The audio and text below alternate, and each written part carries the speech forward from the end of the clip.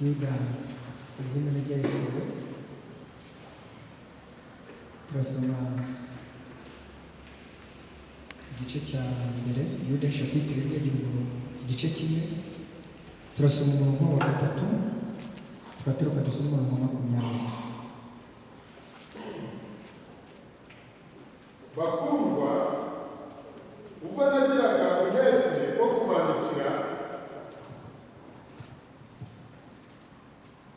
Bakundwa ubwo nagiraga umwete wo kubandikira iby'agakiza dusangiye niyumvisemo ko mpaswe no kubahugura kugira ngo mushishikarire kurwanira ibyo kwizera abera bahawe rimwe bakazongera bakazageza iteka ryose. 20. Ariko mwebweho bakundwa, mwiyubake ku byo kwizera byera cyane, musengere mu mwuka wera. Tujye kuganira kuri ijambo rito cyane rifite umutwe uvuga ngo ibyo abera barwanya. Tujye kuganira ku ijambo rito cyane rivuga ngo ibyo abera barwanya. Nitwa Sengurebe Neza Daniel, ndi umukristo w'itorero rya Service Umugisha. Ngiye ku Gisozi, ntabwo ndashaka ndi umusore. Mu buzima busanzwe bwa buri munsi twese turarwana kugira ngo tugire ikintu tugeraho, kandi iyo abantu barwana ngo bagire icyo bageraho, rimwe na rimwe hari abakoresha imbaraga z'umubiri, hari igihe barwanisha imbaraga z'umurengera, hari abakoresha imbaraga z'amafaranga, hari abakoresha imbaraga z'ibitekerezo, hari n'abakoresha imbaraga zo kuriganya.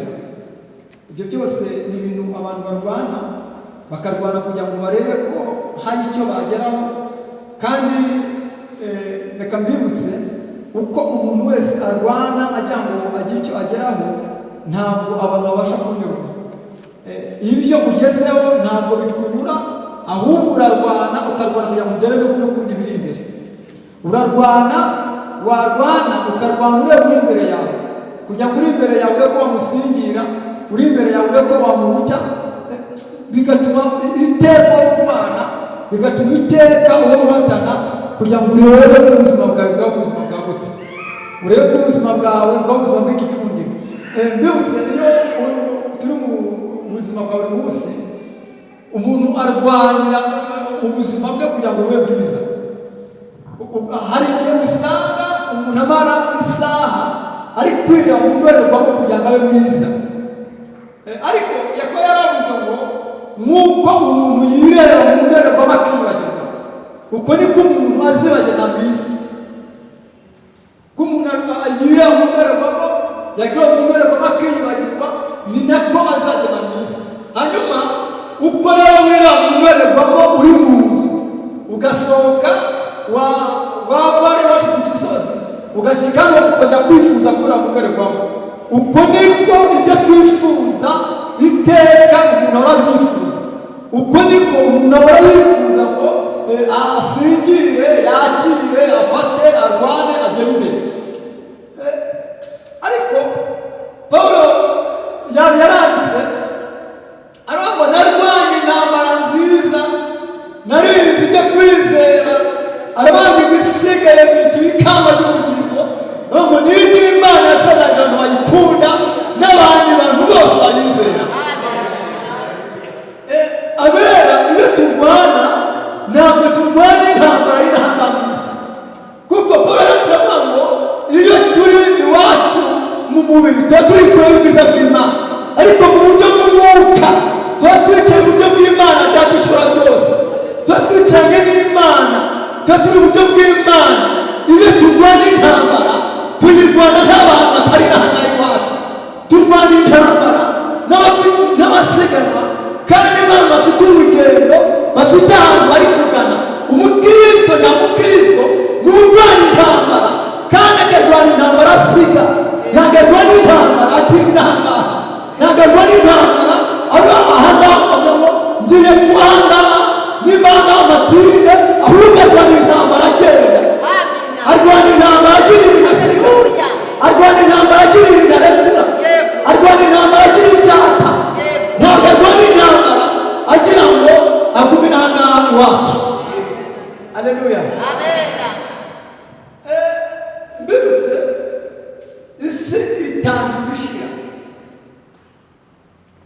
ibintu byose zitanga n'ibintu bishira, ariko ahantu tugana, iyo tugana ntabwo ibyo dusingira, ntabwo iyo tugana ibyo turi kurwana ni ibitara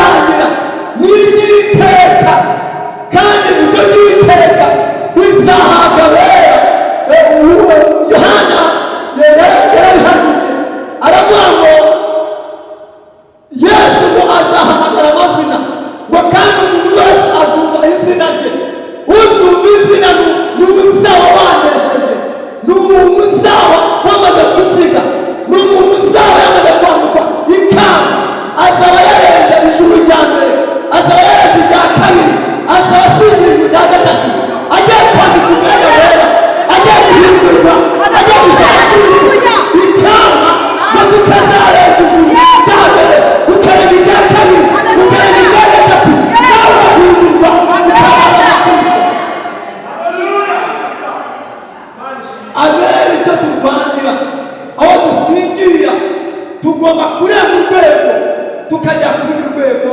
Imana ishimwe cyane. Icya mbere kugira ngo u Rwanda rutsinde bigusaba inshuti. Hanyuma iyo mugize inshuti ituma utabasha gutsinda.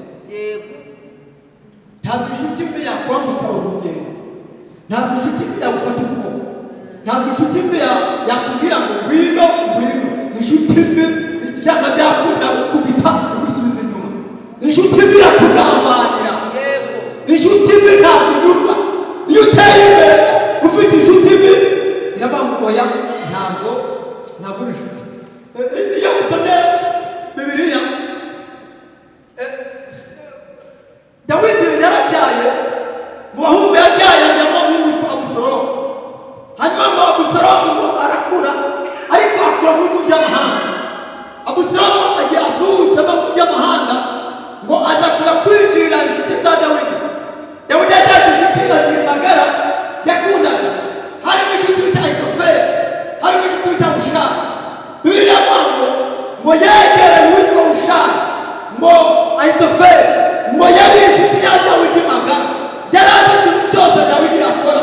Aramuha kugira ngo ndeshe data, kugira ngo data mukubite munanize. Ni iki kintu nakora kugira ngo data mutsinde? Ngo Ahitofeli yari inshuti ya Dawidi, agira Dawidi Abusalomu inama, agira Abusalomu inama ngo Abusalomu arwanya se kugeza mutsinze. Abusalomu amara gutsinda se, ngise yarahunze ahunga umuhungu we Abusalomu. Dawidi amaze guhunga, Ahitofeli aragaruka aramubwira ngo nanone nubwo so yagiye, nubwo so atarahangaha, kurikirana so, banza ugere gufata inshoreke za so, ufate abagore ba so, ubasora mu mahema yabo, nubasora mu mahema ubajyana hariya ku musozi, urongore inshoreke za so, ubitangaze igihugu cyose kimenye ko abagore ba so bose wabacuye ari abagore bawe. Nibamara kubimenya, iswa azagira ipfunwe, iswa azagira umubabaro, iswa azatinya, ntabwo azongera kwifuza kuza kumwambika n'abaye abagore b'umuhungu. Iyo ni inshuti mbi. Inshuti mbi imenya intege zawe ahantu ziri, ikaza ikaguca intege iciye muri wowe. Kuko intwaro Satani gusanga niyagukubitisha, n'inshuti mbi rero igukubitisha icyo Imana aguhaye ikagutsinda. Iyo ufite inshuti mbi iragukubita, ikagukubitisha ijambo wavuze, ukabwiriza ubutumwa bwiza. Inshuti mbi ikazamuka mu ijambo ry'ubutumwa bwiza wabwirije, ikarigukubitisha, ikarikwangisha abantu bakakwanga, abantu bakakuvaho kubera inshuti mbi. Imana ikurinde inshuti mbi kugira ngo usengere urugendo rwawe. Imana ikuvana abantu bameze nka Ahitofeli, kuko abantu bameze nka Ahitofeli ni abantu tujyanana nabo bashaka kukugirana, ni abantu bo kukwangiriza, ni abantu bo kukwica, ni abantu bahagaze bashaka kugira ngo icyo Imana aguhaye ukuntu bacangiriza. Ariko ijambo ryageze yabyandika, aravuga Uwiteka urandinde icyo wamaze gusa, urakirinda inyama y'inka. Ikintu Imana yaguhaye kimwe rukumbi, Imana ikirinde uburibwe bw'inda, nticyasabirwe n'inka, inka zikirije. Haleluya. Ahitofeli ngo inama kari yagereye Abusalomu, iramubwira ngo noneho iso arananiwe, iso aguye agacuro. Nukurikirana so ukamukurikirana aguye agacuro, uramufata uramwica. Numufata umaze kumwica bizaba bimaze kurangira. Ariko dushimiye Imana, mu gihe abandi batwanze, mu gihe inshuti mbi zatugambanira, Imana ituvuga neza. Imana iza ahantu abantu bavamo bagize ikivume, ahantu abantu bagusoye, ahantu utatura kwizerwa. Imana irahagarara ikakuvuga imyato, kuko Imana itureba mu isezerano. Imana itureba ikatureba mu kizakora. Ntabwo Imana itureba mu byaha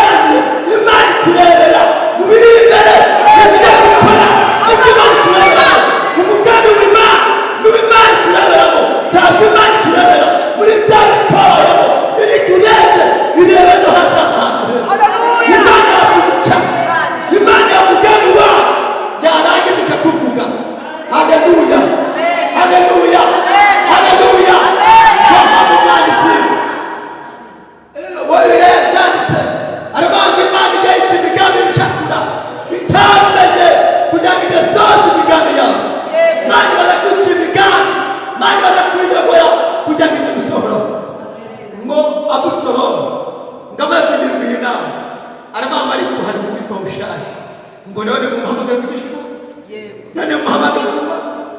Haleluya. Kira mugeza ngo Imana igiye gushaka ngo bahamagara gushaka kuza ngo baravuga ngo bamubwira inama ahita feri yagiye ngo iyo nama ni nziza ngo nawe yaranabandi ngo ndeke babwira iyi nama ushaka yagiye ni nziza pe ngo ariko ngo yibeshye nubwo ari nziza yibeshye noneho Abusalomu iryo jambo abari gatega amatwi abantu ngo yibeshye gute ngo ahusha ndarangiye kuvuga Dawidi nyato aravuga ngo wibagiwe Dawidi so ubujyanye dore yati namurwanyije yamurwanye kamwica Abisirayeli baturiye ingabo zasubiye inyuma Dawidi aje guhangara akamwica none wowe ufite ngabaki zajya kubonezo Dawidi zikamutsinda. Haleluya. Aragara ngo wibagiwe ubudanganye na sawa akamuyiga sawa akamugenza ariko Dawidi akamucika. None wowe uri mu ntoki ufite ibibazo bingana gute zajya kuhangara Dawidi ngo yajyaga mu nama akarwana n'igihugu akarwana n'isega kugatisha none wowe n'ugenda izi ngabo zawe ntabwo ziri bupfe imbere y'isa Dawidi ni umunyembaraga kandi imbaraga ze ntabwo zarangiye aracyazifite ngo Abusalomu agira ubwoba Abusalomu aratinya haleluya y'ubusirizi ngaratinya ntiyamuhangara Imana tuvuze ibiti imbere y'abanzi baratinya Imana isezerana kuvugana natwe avuga ibintu byacu Imana ikaturata Imana ikatuvuga abaturwanya abatugeza bikababusha. Haleluya. Haleluya. Haleluya. Imana ituvuga ibintu Romango matiyanditse robo ni mukirabagati ahubwo muri inshuti zawe turi inshuti turuka tuvuga ibintu imbere y'abanzi Imana ituvuga ibintu imbere y'abanzi Imana itugerageza Imana ituvuga ibintu imbere y'aturwanya Imana ituvuga ibintu imbere y'intambara Imana ituvuga ibintu imbere y'umusozi muremure imbere yawe Imana ituvuga ibintu mwizina ryose iyi Imana ituvuga ibintu abaturwanya basubira bagenza umugongo yagenza umugongo bakishyura ibituma tubona ibintu Imana ituvugamo nibyo bituma tunama nibyo bituma dutera imbere nibyo bituma tudapfa nibyo bituma turapfa nibyo bituma gusinzira n'ibintu Imana ituvuga. Iyo Satani aturwanya Imana ituvuga ibintu abanzi barahaguruka Imana ikatuvuga ibintu. Haleluya. Haleluya. Haleluya.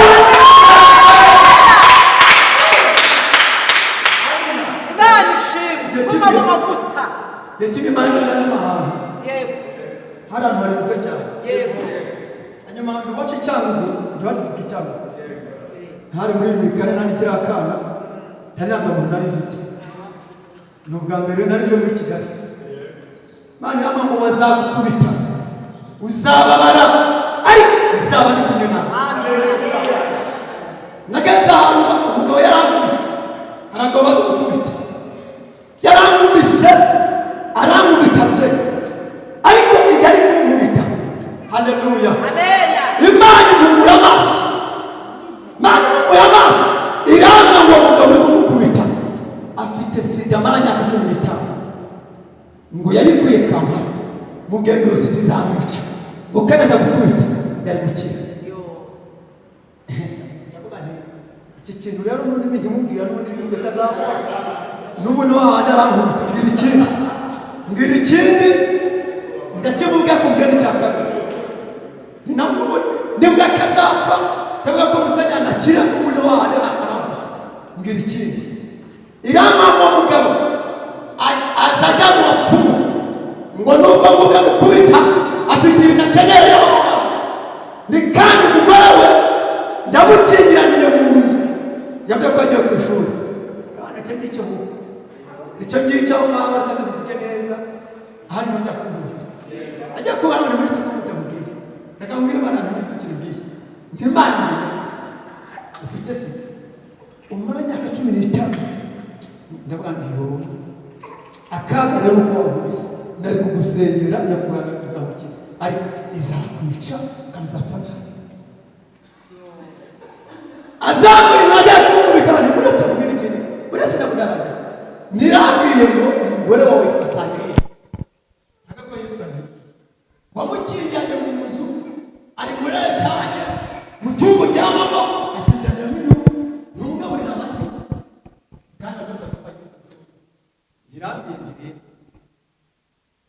kubera umukozi nawe Imana igiye kubita Imana njye kugira jambo naturutse nabonye abagabo batukima birukana subira makado nari niyarute Imana iyo tugeze mu ntambara tugeze mu makuba tugeze mu ndakufa n'Imana igaruka yagaruka ikaturana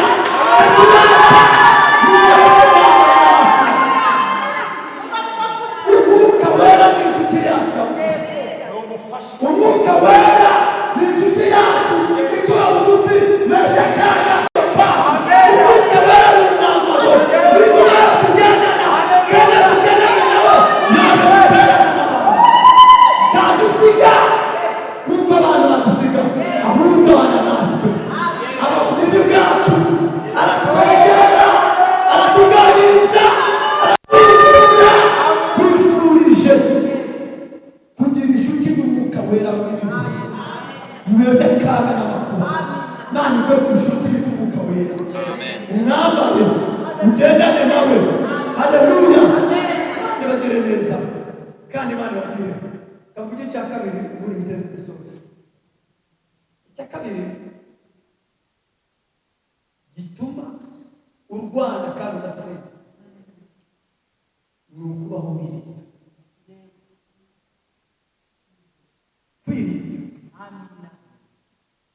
kwirinda muri byose kwirinda mu mivugire yawe kwirinda mu mikorere yawe Pawulo yanditse Abagalatiya 5:3 yavuga ngo kugwa neza no kwirinda bimeze bityo n'amategeko y'Imana yabyanditse abavuga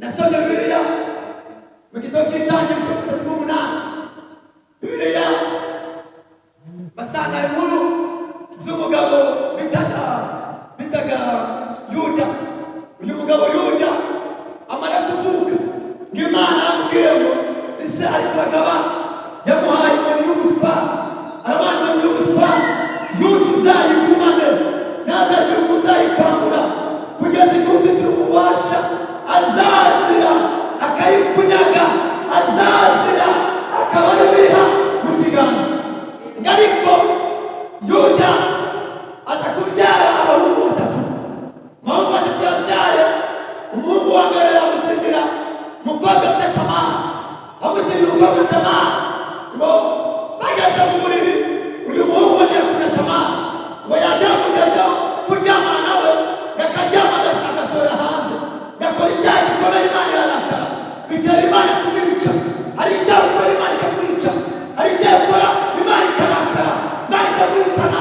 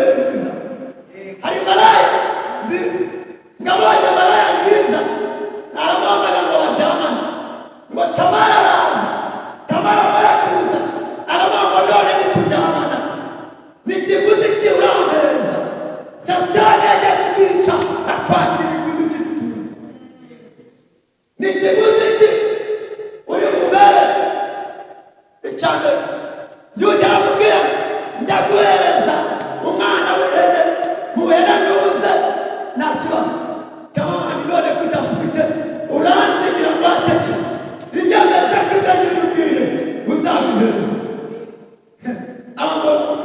Yuda arangije ngaramwegera ngo none mbwira n'iki ushaka n'iki wifuza aravuga ngo urampereza uwo bushubu witwaje kabiri urampereza iyo mpeta ufite gatatu urama niyo nkoni witwara ndabitwara nimara kubitwara ndabijyana nimara kubijyana igihe uzazira uzanira ibyanjye nanjye nzagusubiza ibyawe Satani yagiye kutwica areba iby'ingenzi utunze akaba ari ibyo atwara mwanzara yaranditse arabambariye icyo ufite atagira ubuza agakunaga ikamba ryawe iyo umubwiriza kwirinda bimunaniye Satani atwara igiciro utunze niyo mpamvu usibona abantu benshi bagenda umuntu yari umunyempano ariko Satani yarangirije asigaye atondoma gusa arahinga itawe kuhinga aratonwa n'ibyo idafite icyo gufata nta kindi n'ubwo ibyo icyo Satani yamutwara yaramutwaye asigariye ku izina gusa Imana iturinde gusigara ku mazina iriya nkoni ya Yuda atazi ubwami kandi ijambo ryavuze ngo Yuda iyi nkoni uzayigumana mu kiganza ntazagira umuntu uzayihereza kugeza igihe ufite ububasha azazira akayigukura mu kiganza Yuda ntayaye Yesu ntayaye wayimuhaye ayihaye Tamari naje iyo Satani agiye kukwangiriza atunaga iby'igiciro bitunze nibyo Satani atwara nta bindi Satani atwara ni iby'igiciro iriya mpeta Yuda yaramusazanye hanyuma Yuda asigara nta kintu afite Yuda asigaye abantu basigaye bamureba bakareba Yuda gusa ariko ubwami yaramutazi Yuda ubwami yaramugushije Bibiliya yatubwiye ariko mwebweho bakuru mwibake kubyo kwizera byera cyane bisenge mu mwuka byo gusenga mwebweho mwibake kubyo kwizera byera cyane nimurangiza musengere umwuka wera Yuda uyu nguyu yavukanaga na Yesu yavuga kwa Mariya na Yosefu bari abavandimwe babanye na Yesu ntibamwemera babana na Yesu ntibamwakariwe ute muri bo ariko igihe Yesu yari amaze gupfa Yuda asubiza amaso inyuma areba ibintu Yesu yakoze areba itangazo Yesu yakoze ngasanga n'ababanye na Yesu bamwe ngo baramutaha bamwe ngo baragiye asanze baragiye ngo Yuda yandika urwandiko uru rwandiko yarwandikiye abantu bizeye abantu babanye na Yesu abantu babonye ibyo Yesu yakoze niwe yandika urwandiko ni abantu babonye imirimo Yesu yakoze ni abantu babonye Yesu amugura impumyi ni abantu babonye Yesu azura abapfuye ni abantu babonye Yesu haleluya agaburira abantu bashoje niwe yarwandikiye nitwebwe yarwandikiye nitwebwe yarwandikiye twebwe abantu bamaze kwinjira niyo mpamvu Petero yanditse ngo ni amaraso abonyeye mukagomba abagira neza bamuzegereye nibabwire izina ry'abana abantu ariko byaratoranyijwe birangije bisoza isuka Mana ishimwe Mana ishimwe uyu murabera izina byaranzwe ariko biragaruka bimubuye bikabura isuka haleluya haleluya byaranze ribuye ngarabandikira yarwandikiye ba Petero mbibye Petero yagendanye nawe ariko agendana nawe agifite urushuru agifite indobani ntabwo yari yaritaye ntabwo yari bwayijugunye yarwandikiye Petero kugira ngo yandobani ajya kuyijugunya hari abantu bamukurikiye ariko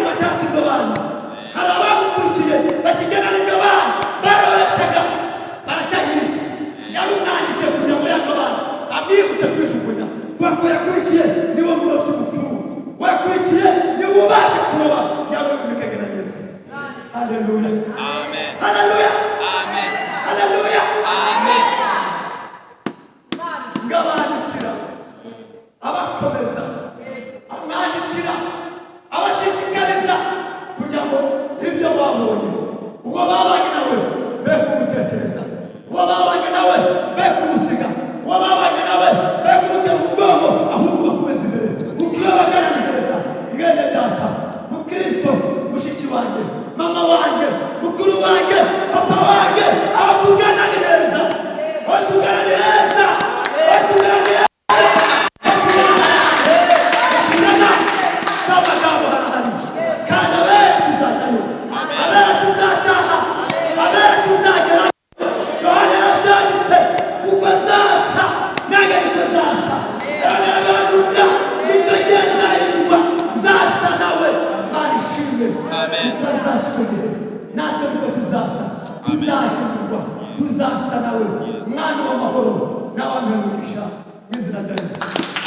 Yo mana we duhe gukomeza amakamba twambaye kugira ngo hatazagira n'udutwara. Ijambo riravuze ngo niba twarasohoye twagusanzeho uburyohe twakugezaho turusha twakugezaho tunaniwe utubere ubuzima. Umugaragu wawe umugisha, imbaraga zawe zigaragaza byose tubisabye mu izina rya Yesu Kristo.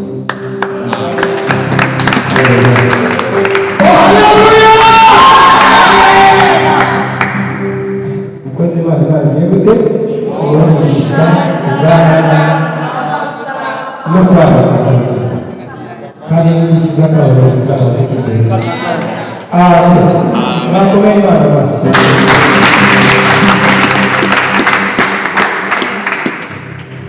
Muri iyi minota turakishijwe umuzero no kuva hano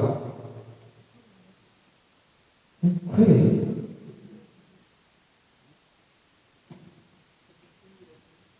umuntu wabuze uko abigenza n'uburyo abivuga ariko haleluya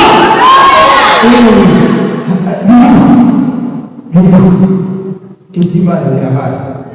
Imana ishimwe abagizwe n'uburyo bw'iki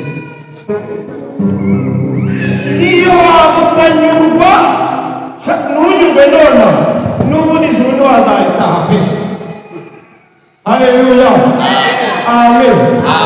Imana ku ruhande rwanjye n'umbere umugisha imbaraga n'amavuta kandi umugisha imwe pe ndabizi ko ugira. Haleluya. Ubundi umuriga amashuri menshi akayiga yego akarira kurira bikavaho ubundi asigara akakangwa nta kibazo. Ibi byose akabyakira ko nta kibazo ariko gihari nta kibazo ariko rata Yesu arahari. Haleluya. Imana yavuze ngo no itiri taramu. Amen. Ibihamya se mwese iyi Mana dukorera igihe itagira gute itaravuga nzakurengera ntacyo bitwaye. Nabaye ntacyo bitwaye Imana. Urupfu ngezeho ntacyo bitwaye Imana. Ipfa kuba yaravuze ngo nzakurengera ndi kumwe nawe iminsi yose. Ubundi icyo dukeneye ni umukiza, ibindi tubaririye zarabishoboye. Ubundi mureke babiri bavanye dukizwe ku gatoya no ku kanini. Twere gukizwa turi aha mu nzu y'Imana, ahubwo duhere dukizwa ibihe byose. Dushobozwa na Kristo duha iki imbaraga ukaba yari akazi karakomeje kugira ngo ute gukora ariko abantu bakomejeho. Haleluya.